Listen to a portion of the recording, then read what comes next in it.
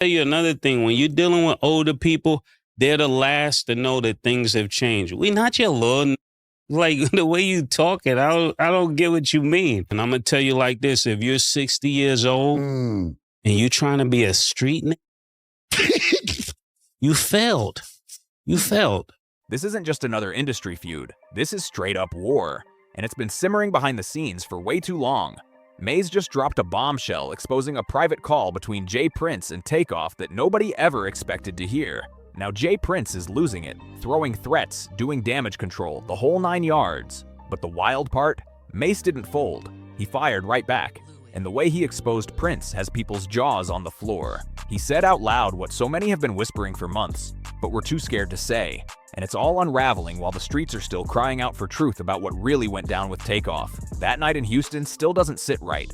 Missing footage, quiet witnesses, and the same two names echoing everywhere, J Prince Jr. and DJ Pat. And now this private call? It flips the whole story upside down. If what Mace said is real, J Prince might not just be dealing with bad press. He could be hiding something way darker. People online are going wild, calling J Prince everything from a fake community leader to a cartel-style fixer, and even saying he's got blood on his hands. This ain't your typical YouTube drama recap. This one cuts deep, right to Takeoff's final moments, the mob ties connection, and why Prince is suddenly panicking now that the wrong person decided to talk. So here's how it went down. Mace had been chill for months, keeping it cool. But once J Prince started throwing slick shots on the $1 million worth of game podcast, it was game over. Mace and Cameron had stayed quiet about what really happened in Houston, but apparently Prince crossed a line too far this time. Mace dropped a bomb saying he heard a call where Prince allegedly spoke to Takeoff just hours before he died. And what he said on that call? It wasn't friendly.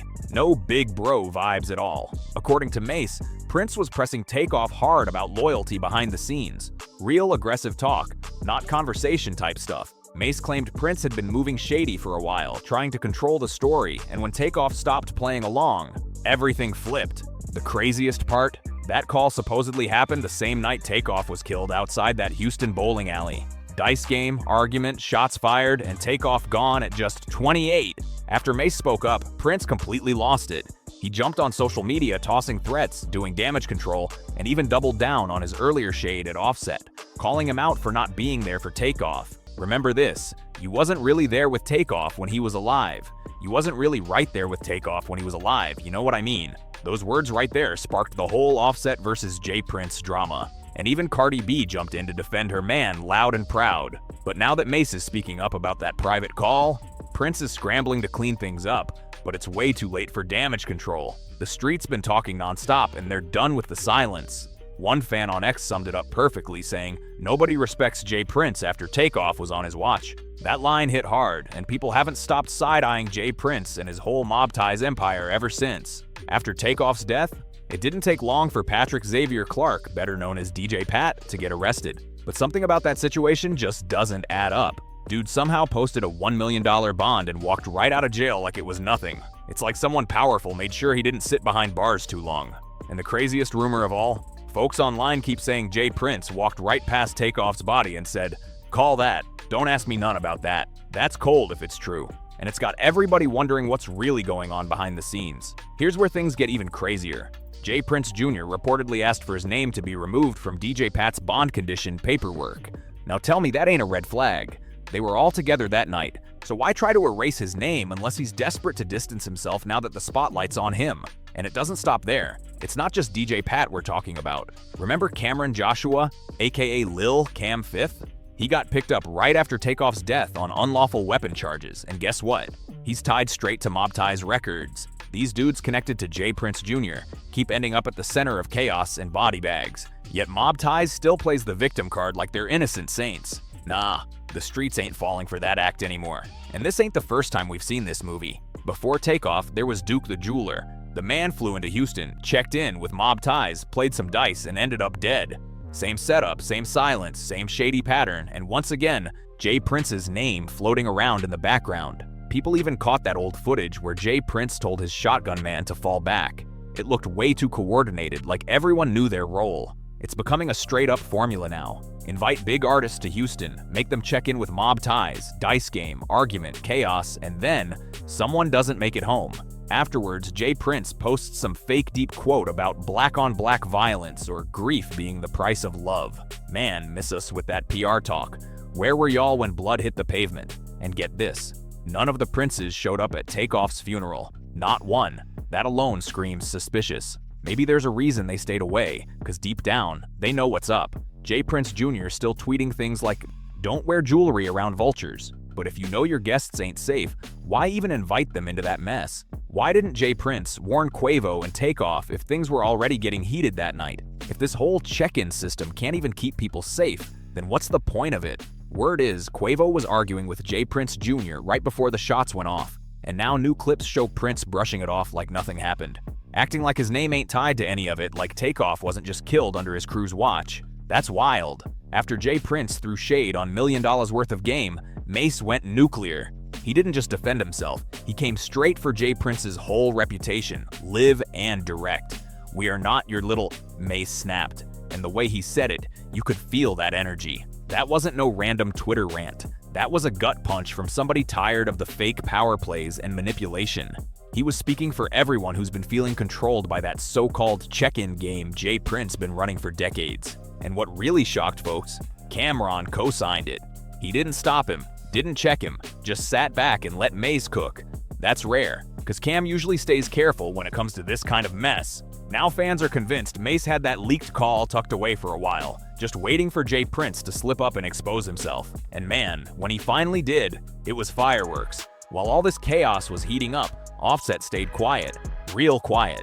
But the moment J Prince tried to drag his name into it, hinting that he wasn't really there for Takeoff, Offset snapped, and right behind him came Cardi B, making it loud and clear they weren't scared of mob ties one bit. And let's be real, Cardi don't bluff, ever. That's when people realized this had gone way past music politics. J Prince just got called out by one of the biggest power couples in hip-hop, and his so-called street cred started cracking under pressure. Behind the scenes, big names have been slowly backing away from him. And if you've been paying attention, you can see it plain as day. First up, Drake. That man used to shout out mob ties every other week, reposting, tagging, showing love. But now, radio silence. Not a word, not a repost, nothing. And that's crazy, because Jazz Prince was literally the one who helped connect Drake with Wayne and Young Money in the first place. But since Takeoff's death, Drake's been ghosting J Prince Jr. completely. And then there's Jay-Z. Word on the streets says Hob hasn't answered any mob ties peace calls since 2023. And you know how Jay moves. He don't make public drama, he just stops replying.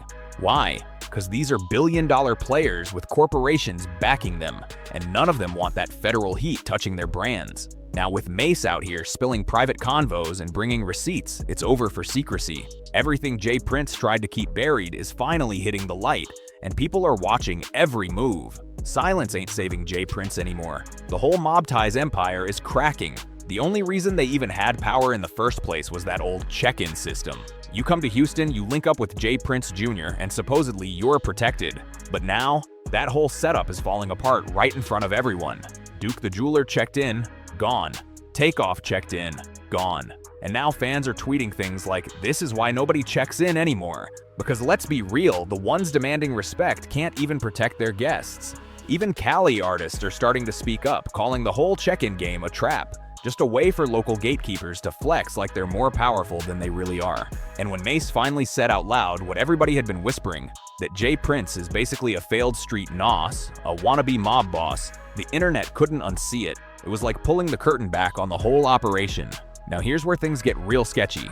What happened to all those witnesses? The night Takeoff got shot, there were at least 40 people outside 810 Billiards and Bowling. We've all seen the clips, we've heard the crowd. So why haven't more witnesses come forward? Word is, some of them got threatened. People online are accusing mob ties of paying folks off, wiping footage, and making sure DJ Pat took the fall alone. And here's one of the wildest theories floating around. J Prince Jr. was actually arguing with Quavo, and Takeoff wasn't even part of it, but still ended up hit. Now fans are asking, was it an accident or a warning that went horribly wrong? Now here's where it goes from wild to straight up explosive. Word around Mace and Cam's inner circle is that there's a real chance that private call between J Prince and Takeoff was recorded. Whether it happened by accident or someone on the line hit record on purpose, apparently, that audio exists.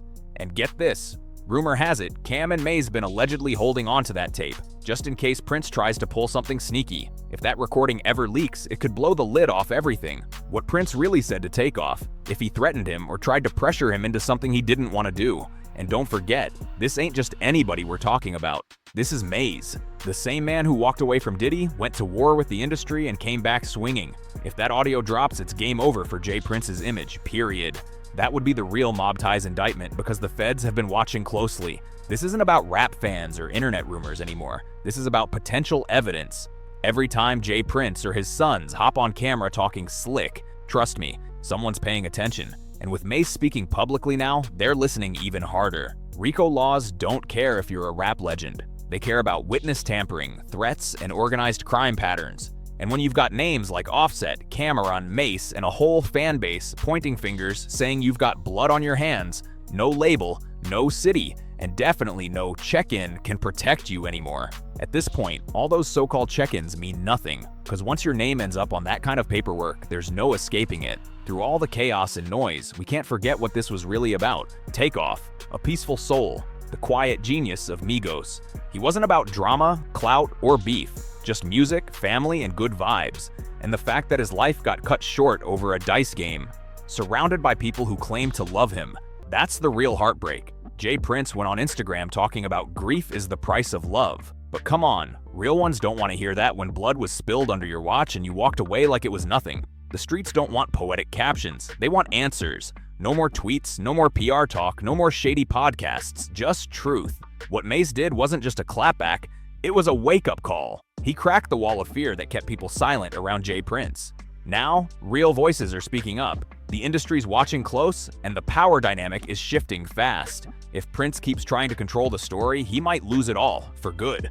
From leaked calls to federal eyes, from witnesses going missing to artists backing off, this story's still unfolding, and it's getting darker by the day. J. Prince snapped, Mace fired back, and now the whole world's watching. Drop a comment, smash that like button, share it, and hit subscribe, because the next one, it's about to get even wilder.